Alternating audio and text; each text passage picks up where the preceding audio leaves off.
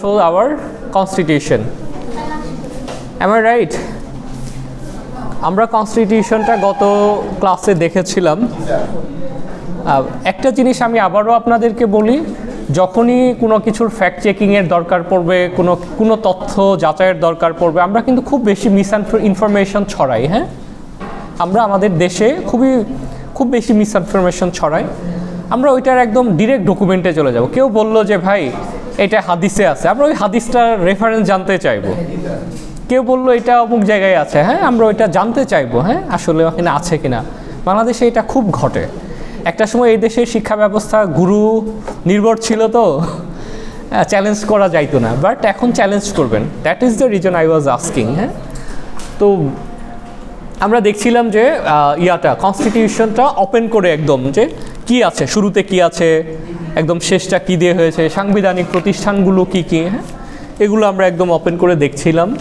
তারপরে এখানে কিছু শর্ট কোয়েশ্চেন ছিল, যে মেজর যে প্রশ্নগুলো আসে বিভিন্ন সময় ওগুলো নিয়ে আর কি। আর হচ্ছে যে আমাদের এটা কিন্তু একটা ইম্পর্টেন্ট ছিল যে organs of Bangladesh government, Bangladesh সরকারের অর্গানগুলো কী কী, মানে বাংলাদেশ সরকারকে যদি আমরা ভাগ করে দেখতে চাই পুরো সরকারটাকে, তাহলে আমরা কি কি পাবো। একটা হচ্ছে যে এক্সিকিউটিভ ব্রাঞ্চ, আর একটা হচ্ছে যে লেজিসলেটিভ ব্রাঞ্চ, আর একটা হচ্ছে জুডিশিয়ারি ব্রাঞ্চ। আচ্ছা, জাতীয় সংসদ এটা কোথায় পড়ে, কোন ব্রাঞ্চে পড়ে জাতীয় সংসদ? আমি বলেছিলাম কিন্তু ক্লাসে,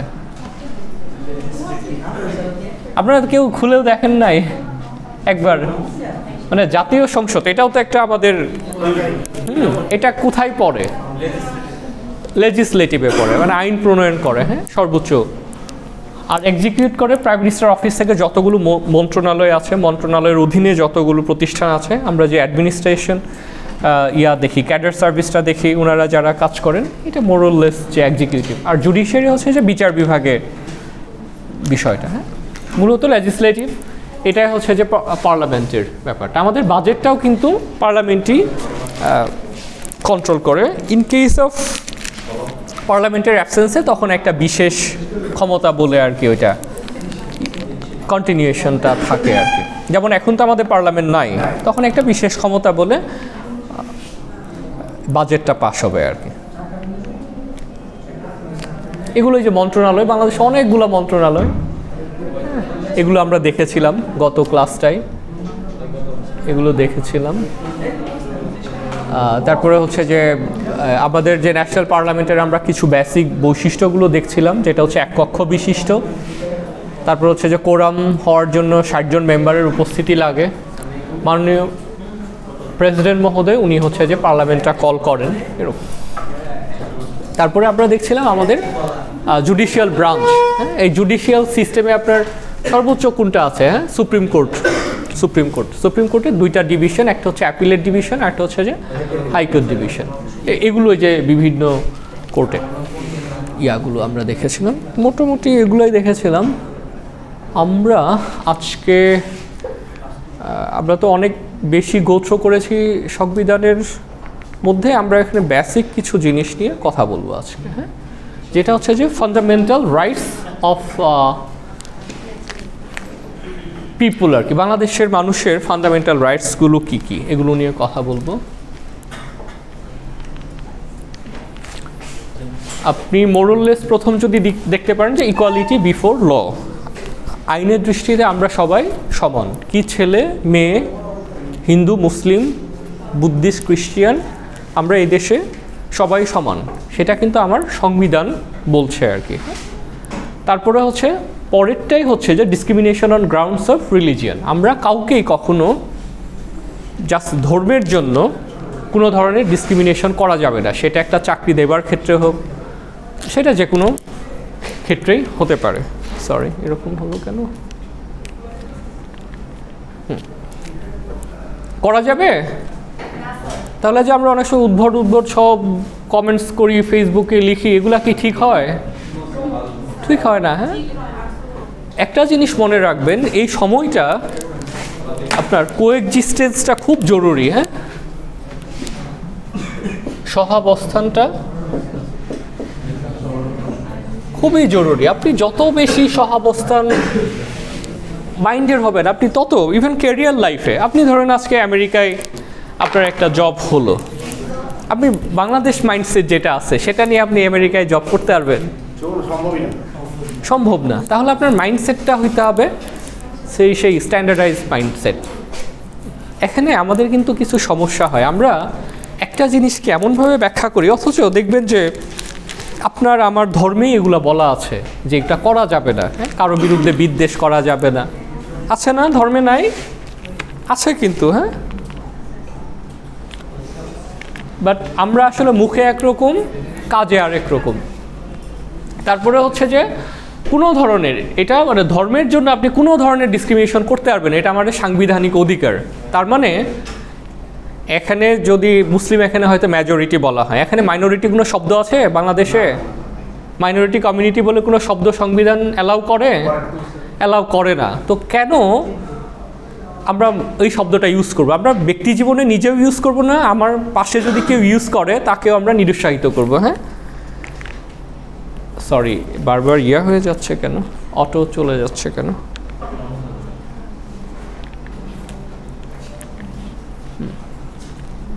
তারপরে হচ্ছে যে equality of opportunity in public employment. একই কথা, আপনার সরকারি চাকরিতে ছেলে মেয়ে এবং ধর্মর ভিত্তিতে, গোষ্ঠীর ভিত্তিতে, তারপর হচ্ছে যে দলীয়করণের ভিত্তিতে সুযোগ নাই, সবারই সমান অধিকার।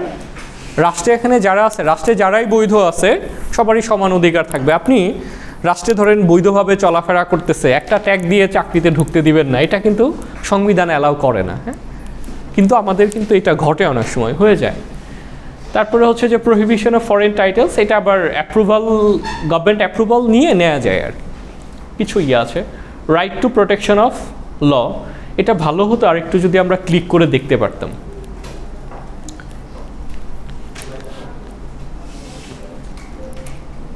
তারপরে হচ্ছে যে protection of right to life and personal liberty. Personal liberty বলতে কি বুঝেন? ব্যক্তি স্বাধীনতা। আবার ব্যক্তি স্বাধীনতারও তো একটা স্তর আছে, তাই না? যেমন ধরেন আপনি চাইলেই রাত 3টার সময় খুব উচ্চ স্বরে সাউন্ড আপনি নিজে ঠিক আছে শোনেন, ইয়ারফোনে শোনেন, আপনার যখন কারো হ্যাম্পার হচ্ছে না, কিন্তু আপনি কি কাউকে হ্যাম্পার করে শুনতে পারবেন? সেটা কিন্তু পারবেন না। অথবা আপনার কোনো অ্যাকশনে কারো যদি প্রপার্টির ক্ষতি হয়, এটা তো আপনি পারেন না, এটা কিন্তু ব্যক্তির স্বাধীনতা না। একইভাবে ফ্রিডম অফ স্পিচ ঠিক আছে, কিন্তু আপনি কাউকে হার্ট করবেন, সেন্টিমেন্টে আঘাত করবেন, এটা কিন্তু ফ্রিডম অফ স্পিচের মধ্যে পড়ে না আর কি। হ্যাঁ, এটা আমরা দেখব। তারপরে হচ্ছে যে safeguard as to arrest and detention. যেমন আপনাকে মানে অ্যারেস্ট করার এবং ডিটেনশন করার ব্যাপারেও কিছু গাইডলাইন আছে। ল এনফোর্সমেন্ট এজেন্সিকে আপনার এটা অ্যাকনোলেজ করতে হয় যে উনি অ্যারেস্টেড হয়েছেন। হ্যাঁ, এরকম আনলিমিটেড সময়ের জন্য কিন্তু সুযোগ নাই একজনকে ধরে নিয়ে রেখে দেয়া, এটা নাই। তারপরে আরেকটা ব্যাপার হচ্ছে যে প্রহিবিশন অফ ফোর্স লেবার। আছে না বাংলাদেশে এখনও ফোর্স লেবারটা? অনেক জায়গায় আছে। ইভেন একদম ব্লু কলার জবেও দেখবেন জোর করে একটা কাজ করাচ্ছে। ধরেন যে আপনি একটা কাজ হয়তো বা আপনার এথিক্সে যাচ্ছে না, হয় না এরকম, আপনাকে জোর করে করানো হচ্ছে, এটা কিন্তু একদম ফোর্স লেবার আমাদের সংবিধানে একদম নিষিদ্ধ। হ্যাঁ, এটা মাথায় রাখতে হবে, এটা মাথায় রাখতে হবে। তাহলে আপনি যখন সংবিধানকে ফলো করবেন তো আপনারও কিছু কমপ্লায়েন্স অটো চলে আসবে। আমরা আসলে ফলো করি না দেখে এই অবস্থা আমাদের। তারপরে হচ্ছে যে protection in respect of trial and punishment, ওই সেম এটার সাথে আগেরটার আছে। তারপর ফ্রিডম অফ মুভমেন্ট, আমি চাইলে যে কোনো জায়গায় যেতে পারবো না, ইনকেস মানে অন্যথায় এটা যদি কোনো আপনার স্থিতিশীলতার জন্য হুমকি না হয়, এটাও কিন্তু বলা আছে আমাদের এখানেই বলা আছে ডিটেইলে। হ্যাঁ, যে আপনি ফ্রিডম অফ মুভমেন্ট করতে পারবেন, কিন্তু এখন ফ্রিডম অফ মুভমেন্ট করতে গিয়ে আপনি জনজীবনে বিচ্ছিন্নতা মানে নিয়ে আসেন, জনজীবনে আপনার কি বলবো দুর্ভোগ নিয়ে আসেন, সেটা কিন্তু করা যাবে না। এখন আপনার মনে হতেই পারে আপনি মিছিল করবেন, এখন রোববারে সকাল 10টার সময় আইসা শাহবাগে বসা পড়লেন, হাজার হাজার মানুষ রুগী, এটা কিন্তু ঠিক না আসলে। হ্যাঁ, এগুলো আমাদের সংবিধানে অ্যালাউ করে না। মানে আমরা একটু মানে ফান্ডামেন্টাল রাইটসটা আবার একটু দেখছি আর কি। এরপর হচ্ছে যে ফ্রিডম অফ অ্যাসেম্বলি, ওই সেমই মুভমেন্ট যেরকম অ্যাসেম্বলি, যে আপনার যে অ্যাসেম্বল করার, সংগঠন করার যে না অ্যাসোসিয়েশনটা আলাদা, অ্যাসেম্বলি করার যে আপনার ওই ডেমনস্ট্রেশনের কথা যেটা বলছি আর কি, এটা আবার করছে, কিন্তু এর সাথে সাথে মনে রাখতে হবে যে এটা যেন আবার রাষ্ট্রের জন্য, রাষ্ট্রের এবং হুমকির কোনো কিছু তৈরি না হয়ে যায়। অ্যাসোসিয়েশন হচ্ছে সংগঠনের, আপনি যে কোনো ধরনের সংগঠন করারও রাইটস আমাদেরকে দিয়ে রেখেছে, যদি সেটা রাষ্ট্রবিরোধী না হয় আর কি। তারপর হচ্ছে যে আপনার চিন্তার স্বাধীনতা। তাহলে এই যে দেখেন আমরা বারবার পড়ছি, প্লিজ একটু এইদিকে আসেন, এইদিকে একটু নিয়ে আসে, freedom of thought, conscience and speech. আমরা সবসময় কি চাই যে আমি যে চিন্তাটা করছি দ্যাট ইজ দ্য বেস্ট চিন্তা, তাই না? আমি যে ভাবনাটা ভাবছি সেটাই হচ্ছে যে বেস্ট ভাবনাটা, আমি যে বক্তব্যটা দিচ্ছি সেটাই হচ্ছে বেস্ট স্পিচ। এরকম একটা মেন্টালিটি আমাদের মধ্যে কাজ করে না? এই জন্য একজনের চিন্তা আরেকজনের উপর চাপায়া দেয়। হ্যাঁ, রাষ্ট্র, এটা কিন্তু উচিত না। হ্যাঁ, প্রত্যেকে যেমন ধরেন যে আমরা এই যে এখানে 10 জন আসে, হতে পারে একজন ডিফারেন্টলি চিন্তা করলো, তাই বললে তাকে ক্রিমিনালাইজ করা, ভিক্টিমাইজ করা এটা কিন্তু উচিত না আমাদের কারোরই। এটা উচিত না। আবার আপনি যদি মনে করেন আপনার স্বাধীনভাবে চিন্তা এবং স্বাধীনভাবে কথা বলার সমস্যা হচ্ছে, আপনি কিন্তু এগুলোর জন্য রেমেডিও চাইতে পারেন রাষ্ট্রের কাছে, সরকারের কাছে। হ্যাঁ, সরকারের এই ব্যবস্থাটাও আছে। তারপর হচ্ছে যে প্রফেশন চুজ করার ব্যাপারেও ফ্রিডম আছে, আজ আমি কোন প্রফেশনে যাব না যাব সেটা আমার সেটা আমার এই ফ্রিডমটা রাষ্ট্র আমাকে দিয়ে রেখেছে। তারপর হচ্ছে যে আপনার ফ্রিডম অফ রিলিজিয়ন, ওই আবার ঘুরে ফিরে আসলাম যে ধর্ম পালন করার অধিকার। অ্যাজ এ মুসলিম হিসেবে যারা মুসলমান আছেন তাদের যেরকম অধিকার আছে, একজন খ্রিস্টিয়ান, একজন হিন্দু, একজন বুদ্ধিস্ট, অ্যানি ধর্মের, অ্যানি রিলিজিয়নের লোকজন হতে পারে, এই স্বাধীনতাটুকু রাষ্ট্র দিয়ে রেখেছে। তাহলে এই রাষ্ট্রের যে অধিকারটুকুর জায়গায় আমাদের কি কারো মানে হাত দেওয়াটা উচিত অ্যাজ এ সুনাগরিক হিসেবে? উচিত না। তারপর হচ্ছে রাইটস টু প্রপার্টি, মানে সম্পত্তি থাকার অধিকার আর কি, সম্পত্তি অ্যাকুয়ার করার অধিকার। তারপর হচ্ছে যে প্রোটেকশন অফ হোম করেসপন্ডেন্স। তারপর হচ্ছে যে এনফোর্সমেন্ট অফ ফান্ডামেন্টাল রাইটস। এই যে ফান্ডামেন্টাল রাইটসগুলো আমরা দেখছি, এটা যেন আমি পেতে পারি রাইটলি, এটারও এক ধরনের প্রোটেকশন দেওয়া আছে। হ্যাঁ, এখানে আরও আছে, কিছু ব্যাপার আছে, এটা হচ্ছে যে এই অধিকারের সাথে রিলেটেড আর কি।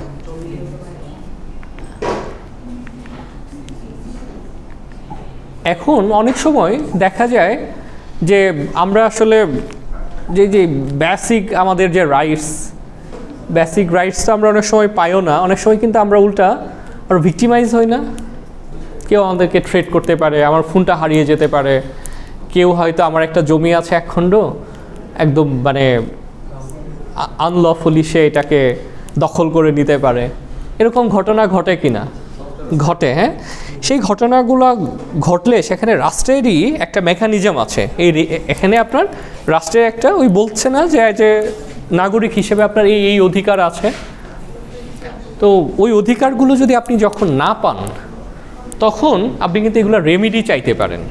আপনার ফোনটা হারিয়ে গেছে, অথবা হতে পারে যে আপনার জমিটা কেউ একজন দখল করে নিয়ে গেছে, অথবা আপনাকে কেউ একজন থ্রেট করছে যে এই রাস্তা দিয়ে গেলে তো মানে আঘাত করবে, হিট করবে, হতে পারে এনিথিং।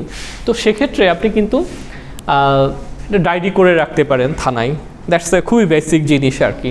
তো এখানে ওই আমাদের সিলেবাসটা এইভাবে একটু দেয়। এবার যেহেতু আমরা একটা বড় রিসাফলের মধ্যে দিয়ে গেলাম, অনেক মামলার ভেতর দিয়ে গেছি, একাডেমিকভাবে এটা অ্যাড করেছে। তো জিডি করার বিভিন্ন ধরনের, মানে জিডিটা হলো যে একটা ফর্মাল, যে আমাকে কেউ থ্রেট করেছে অথবা আমার একটা জিনিস হারিয়ে গেছে, আপনার ধরেন হ্যাঁ এটা একটা ফর্মাল একটা রেকর্ড রাষ্ট্রের কাছে, আপনার একটা রেকর্ড যে আমার এই ব্যাপারটা। তো কীভাবে জেনারেল ডায়েরিটা করতে হয়, এটা মূলত ওই যে থানা থেকেই করে, ওখানে অফিসার থাকে, কনসার্ন অফিসার থাকে, নর্মালি যে করতে হতো আর কি। তো এখন আবার অনেক দিন আগেই যে অনলাইন জিডি একটা অ্যাপও আছে, তো অনলাইনেও আপনি করতে পারবেন। হ্যাঁ, সেক্ষেত্রে আপনার এনআইডি কার্ডটা লাগবে, একটা হয়তো ফোন নাম্বারটা লাগবে, তখন পুলিশ আপনাকে জিজ্ঞেস করবে। অনলাইনেই, হ্যাঁ অনলাইনেই হয়। মানে আপনি যে কোনো ধরনের ধরেন মানে যে কোনো একটা ঝামেলায় পড়ে গেলে সবচেয়ে প্রথম ব্যাপারটা কিন্তু জেনারেল ডায়েরিটা হয়। হ্যাঁ, আচ্ছা, পরে আমরা একটু দেখি। তারপরে যে আসলে জেনারেল ডায়েরির আসলে গুরুত্বটা কেন, এটা যে প্রথম কথাই হচ্ছে এটা একটা অফিসিয়াল রেকর্ড, আপনার একটা অফিসিয়াল রেকর্ড হয়ে গেল। তারপরে হচ্ছে যে ওই রেকর্ডের উপর ভিত্তি করে কি করে, পুলিশের জন্য ইনভেস্টিগেট করতে সহজ হয়, এবং আপনার লিগ্যাল যদি প্রসেসের ব্যাপারও থাকে, আপনি কোর্টেও যখন যাবেন তখন এটা একটা এভিডেন্স হিসেবে জমা হয় আর কি। তারপরে হচ্ছে যে ফার্স্ট ইনফরমেশন রিপোর্ট, ওই কেস করা বলে না, এইটা না এজাহার আর কি। তো সবসময় যে জিডি করতে ব্যাপারটা এরকমও না, সরাসরি এফআইআরও করা যায় না।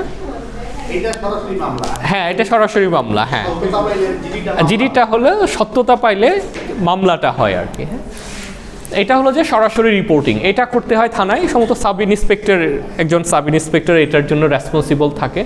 তো এটা ওই যে এখানে যে 154 দেখেন না, এগুলো হলো যে প্রসিডিউর আর কি, ওই ধারা আর কি, বিভিন্ন আইনের ধারা, ওই ক্ষমতা বলে আর কি উনি করতে পারে আর কি।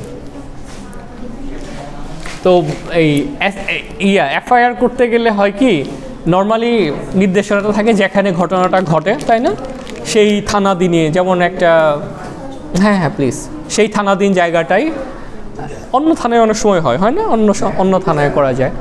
তো এখন এই যে এফআইআরটা কে করতে পারে, ভিকটিম নিজে করতে পারে, ভিকটিমের পক্ষেও করা যায়, অনেক সময় রাষ্ট্রও স্বপ্রণোদিত হয়ে করে না, এরকম করে আর কি। তো এটার ক্ষেত্রে কিন্তু ডেডলাইন নাই যে একটা ইনসিডেন্ট ঘটছে আপনার 72 ঘন্টার মধ্যে এফআইআরটা করতে হবে, বাট যত তাড়াতাড়ি করবেন, কারণ একটা জিনিস ঘটে গেছে 5 বছর আগে। হ্যাঁ, এখন 5 বছর পরে তো তদন্তের আলামতগুলো নষ্ট হয়ে যাবে, ইয়াগুলো নষ্ট হয়ে যাবে।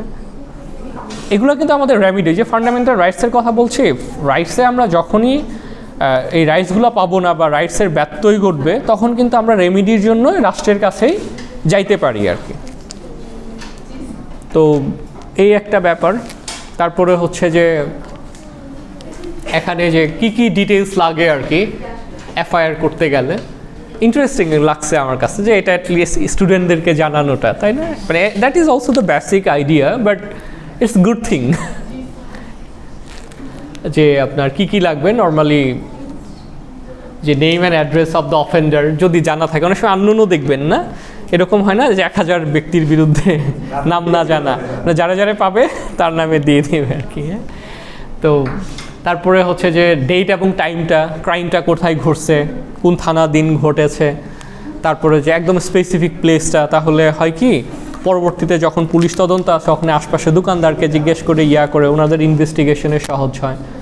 তারপরে হচ্ছে যে মানে যতটুকু সম্ভব যে ডেসক্রিপশন, যে পূর্ববর্তী কোনো ঘটনা এর সাথে জড়িত কিনা, অনেক সময় হয় না যে পূর্বের কোনো ঘটনা এর সাথে জড়িত, যার জন্য ওগুলো দেওয়া, না যত বেশি ইনফরমেশন একটা ইনসিডেন্টে দেওয়া যায় তত বেশি তদন্ত কর্মকর্তার জন্য সহজ মামলাটা তদন্ত করা এবং কনক্রিট কোনো ডিসিশনের দিকে যাওয়া। ইভেন আপনার যদি সাসপেক্টও হয় কাউকে যে না আপনি মানে সাসপেক্ট করছেন, আসলে কোনো আপনার কাছে এভিডেন্স নাই, ইউ ক্যান অলসো মেনশন যে এটা পরবর্তীতে, হ্যাঁ পরবর্তীতে থানা ওইটা পুলিশ অফিসার ওরা করবে যে না ঠিক আছে, হ্যাঁ যে না এটা আসলে সাসপেকশনই ছিল, এর সাথে আসলে বাস্তবতার মিল নেই, এরকম। তারপরে ট্রিটমেন্ট, যে রুগীটা এরকম অনেক সময় হয় না যে দেখা গেল যে এরকম মানে শারীরিকভাবে আঘাত করছে, মামলাও হয়েছে, কিন্তু এরকম দেখা গেছে পরবর্তী পুলিশ গিয়ে তদন্ত করে দেখে যে এটা আসলে মানে স্বপ্রণোদিত হয়ে একজনকে ফাঁসানোর জন্য হয়েছে। ঘটে কিনা? এগুলো কিন্তু ঘটে। হ্যাঁ, ধরেন যে আপনার একটা অ্যাসেট নষ্ট করে দিয়ে ওই অ্যাসেটের বিপরীতে গিয়ে মামলা করে আসে যে সাসপেক্ট কারা করছো, অমুক কি করছে করে দেওয়ার জন্য, বাংলাদেশে সেগুলো ঘটে, প্রচুর মামলা হয় বাংলাদেশে।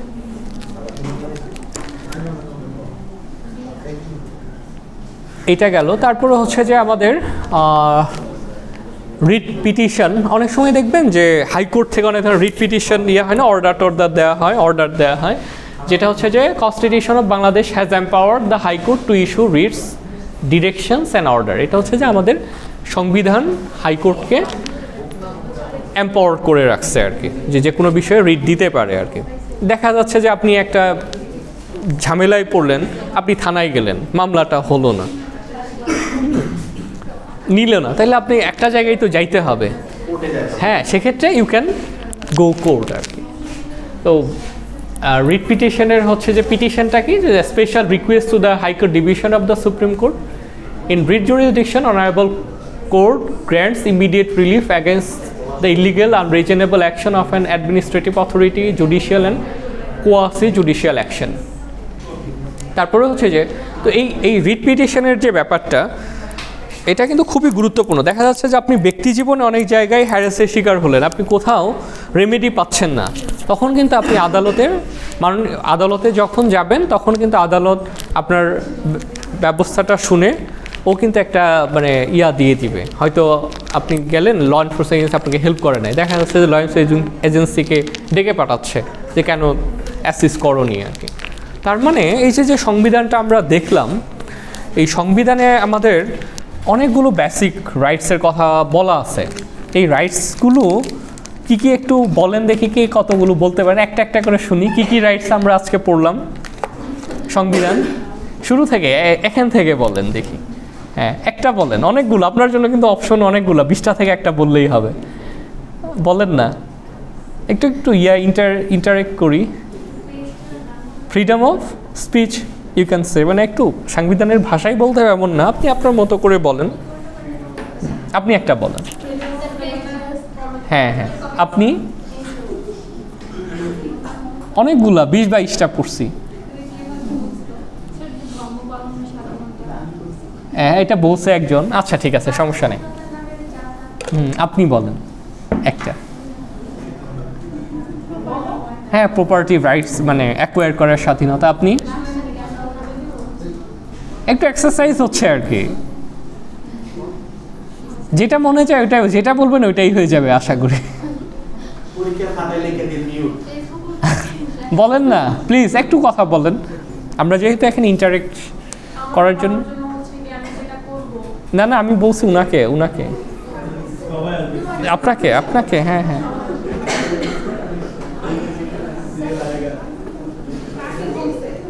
না যে আপনাকে, হ্যাঁ হ্যাঁ হ্যাঁ হ্যাঁ না যিনি বুঝতে না তার আগের জন্য।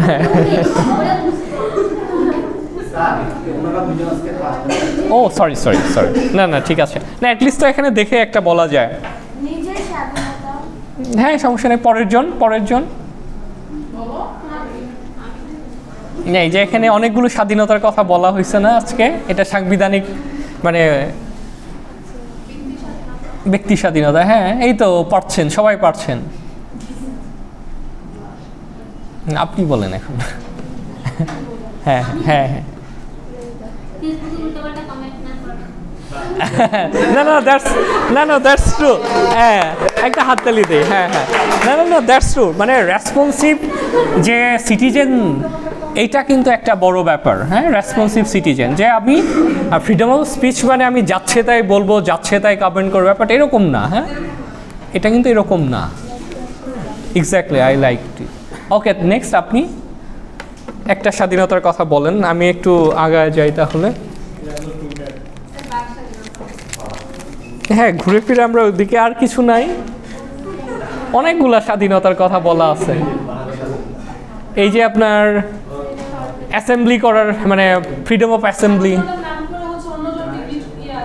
তারপরে হচ্ছে যে ফ্রিডম অফ অ্যাসোসিয়েশন, তারপরে হচ্ছে যে ফ্রিডম অফ মুভমেন্ট, আপনি মুভ করার স্বাধীনতা, এবং freedom of profession, occupation choose করার স্বাধীনতা, তারপর প্রহিবিশন অফ ফোর্স লেবার। আপনি যখন জানবেন যে সংবিধানে এটা নিষেধ, আপনার কি উচিত হবে কাউকে ফোর্স লেবারে এনগেজ করা, সেটা ব্যক্তি জীবনে হোক, রাষ্ট্র জীবনে হোক, এটা কিন্তু উচিত না। হ্যাঁ, অ্যাটলিস্ট এটা তো আমাদের বেসিক প্রিন্সিপাল, এই প্রিন্সিপালগুলো মেনে চলা আমাদের, হ্যাঁ এটা আমাদের মেনে চলাটা জরুরি।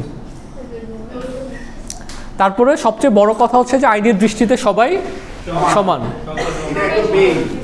এটা হচ্ছে যে মেইন, সবাই সমান, ছেলে মেয়ে, ধর্ম অধর্ম, হ্যাঁ যে যেখানে আছে সব সমান আইনের দৃষ্টিতে, সবারই প্রোটেকশন দরকার। ভিডিও চলতেছে তো বলেন, মানে যদি ভিডিওতে যাওয়ার মতো হয় তাহলে বলেন। আচ্ছা, তাহলে এখান থেকে যদি আপনাদের প্রশ্ন আসে যে write down the basic principles মানে হিউম্যান রাইটস অর এটা পারবেন না। যে আর আরেকটা হচ্ছে যে আমি গত ক্লাসে পড়িয়েছি যে basic principles of our constitution, সেখানে কি কি আসবে? না মূলনীতিগুলা কি কি? হ্যাঁ হ্যাঁ, কনস্টিটিউশনের মূলনীতিগুলা কি কি? হ্যাঁ হ্যাঁ, সার্বভৌম একটা, স্বাধীন এবং সার্বভৌম,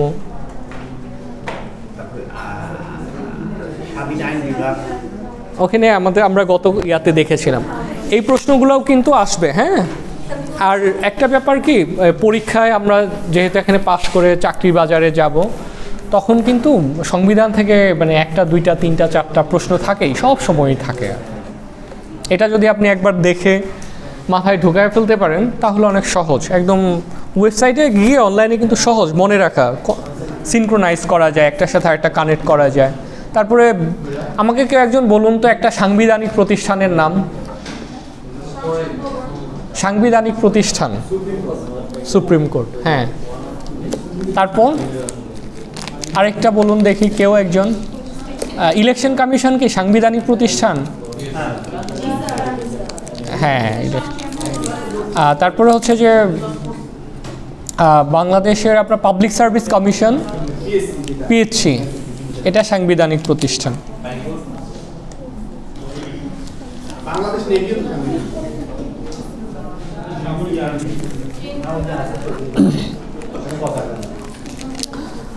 ওকে,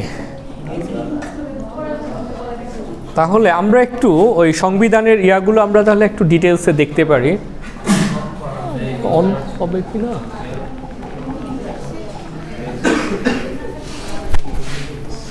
এটা মনে হয় আসছে না, পিডিএফ ছাড়া মনে হয় দেখা যায় না। না, হ্যাঁ হ্যাঁ, ওইটা পিডিএফ ছাড়া রেখেছিলাম কারণ তাতে আমি সরাসরি আর কি লিঙ্কটাতে যেতে পারতাম ডিটেইলে। এগুলো ডিটেইলে একটু যাওয়া যেত। এগুলো হলো ফান্ডামেন্টাল রাইটস। তাহলে আমরা যদি কখনো রাইটস পেতে কোনো ধরনের সমস্যা ফিল করি, আমরা যেতে পারবো না রাষ্ট্রের কাছে, রেমেডি চাইতে পারবো, তাই নাকি? চাওয়া যাবে। ওকে, একটু ভিডিওটা পজ করেন, অফ করেন না। না, অন আর কি, মানে পজ থেকে। এখন ওই প্রশ্নটা আবার এসছে, এই প্রশ্নটা আসা স্বাভাবিক যে আমরা তো সবাই সমান, তাই না? এখন জর্জ অরওয়েলের একটা কথা আছে না, কি এটা আমি ভুলে গেলাম, অল ম্যান আর ক্রিয়েটেড ইকুয়াল।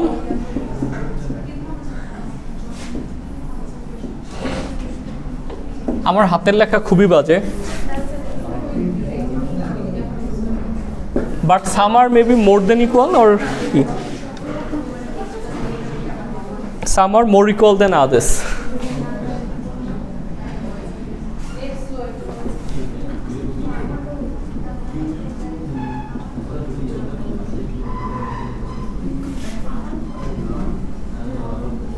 অ্যানিম্যাল ফার্ম বইটা পড়েছেন? খুবই সুন্দর একটা বই।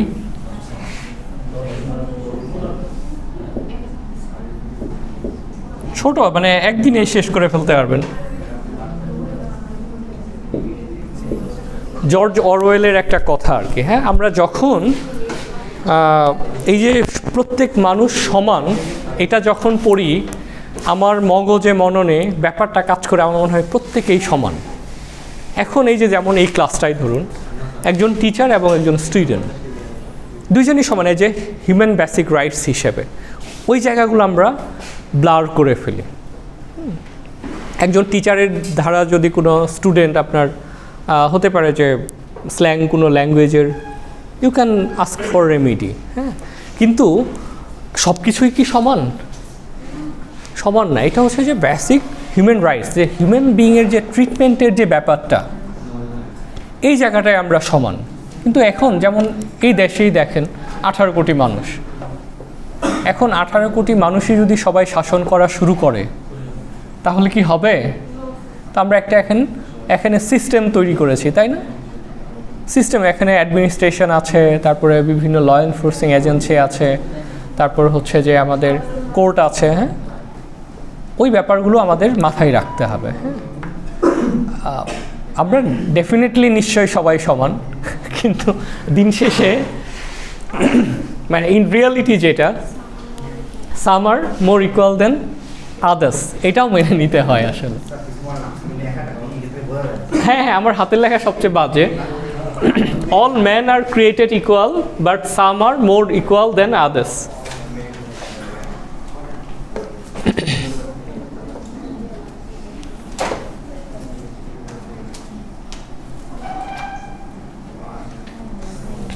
এমনকি জর্জ অরেল যে এটা বলেছেন, এই যে সরকারের এই ব্যাপারগুলোর সাথে ব্যঙ্গ করেই কিন্তু উনি বলেছেন আসলে, যে আসলে একটা দেশের সব মানুষই সমান, কিন্তু সব মানুষই তো সমান নাগরিক সুবিধা পায় না, সব মানুষই সমান রাষ্ট্রীয় সুবিধা ভোগ করে না, সমান রেমিডি ভোগ করে না কোনো ধরনের মানে রাইটসের ভায়োলেশন হলে।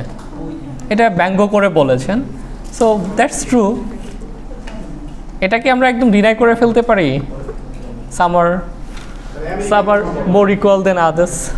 হ্যাঁ, এটা মেনে নিতে হবে। হ্যাঁ, এটাও মেনে নিতে হবে, মেনে নিয়েই আমাদেরকে চলতে হবে। তাহলে আজকের যে ইয়াটা, আমি আজকে এবং গতকালকের ক্লাস থেকে যে প্রশ্নগুলো আসতে পারে আপনার,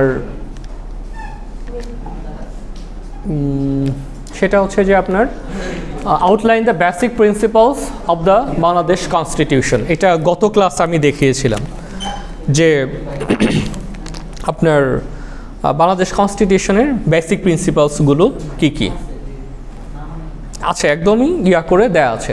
তারপরে এখানে আমরা আবার আজকে ওইটা মিস আউট হয়ে গেছে, সেটা হচ্ছে যে আমাদের কনস্টিটিউশন আমাদেরকে কোনগুলো human rights, basic rights provide করেছে, হ্যাঁ, সেটাও কিন্তু একটা প্রশ্ন আমরা যেটা আজকে দেখলাম। তারপরে হচ্ছে যে এই রাইটসগুলোর যদি ভায়োলেশন ঘটে তাহলে আমরা রেমিডিটা কীভাবে পেতে পারি, পুলিশের কাছে পেতে পারি, সেটা জিডির মাধ্যমে হতে পারে, এফআইআরের মাধ্যমে হতে পারে। যদি সেক্ষেত্রে সেটা না হয়, সেক্ষেত্রে আমি কোর্টের দ্বারস্থ হতে পারি। মূলত আজকে এইটুকুই আমি পড়ালাম আর কি। হ্যাঁ, বোঝা গেছে মোটামুটি? আপনাদের কোনো প্রশ্ন আছে?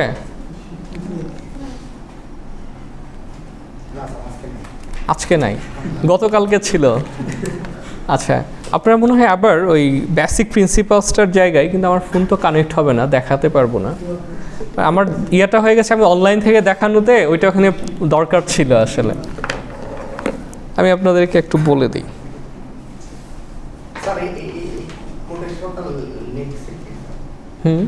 ও, এটা জর্জ অরওয়েল, অ্যানিমেল ফার্ম, ওনার লিখায় আর কি।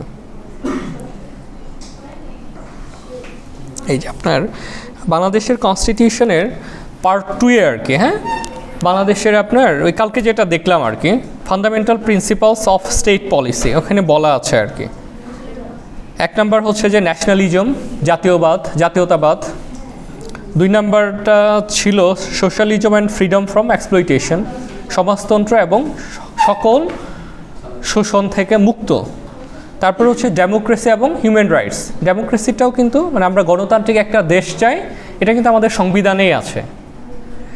তারপরে হচ্ছে আরেকটা ব্যাপার ছিল যে secularism and freedom of religion, এটা সম্ভবত পরে আবার একটু ইয়া করা হয়েছে, এটাও আছে, সেকুলারিজম এবং ফ্রিডম অফ রিলিজিয়ন এটাও আছে। তারপর হচ্ছে যে প্রিন্সিপালস অফ অনারশিপ, তারপরে হচ্ছে যে provision of basic necessities, lots of things are there, equal opportunity, তারপরে work as a right and duty, national কালচারের ব্যাপার আছে, ন্যাশনাল মনুমেন্ট যেগুলো, এগুলোও আপনার প্রিন্সিপালসের মধ্যে আছে। এটা হচ্ছে যে পার্ট 2-তে আছে আর কি, fundamental principles of state policy আর কি। মোরলেস এরকমই। এই আমরা মোটামুটি শুরু করে সংবিধান পর্যন্ত আসি। আমরা নেক্সট ক্লাসটা করব ইকোনমির উপরে, বাংলাদেশের অর্থনীতির উপরে। দেন আমরা একটু দেখব আমাদের পলিসিগুলো দেখব, পলিসি। দেন হচ্ছে যে আমরা গ্লোবালি আমরা কীরকম অ্যালাইন্ড আর কি, ইউএন সিস্টেমগুলোর সাথে, ইউএন এসডিজিগুলো দেখব। এই মোরলেস এরকম করতে করতে আমাদের শেষ হয়ে যাবে। হ্যাঁ, ঠিক আছে, তাহলে আমরা আজকের মতো শেষ করি, অফ করে দিই।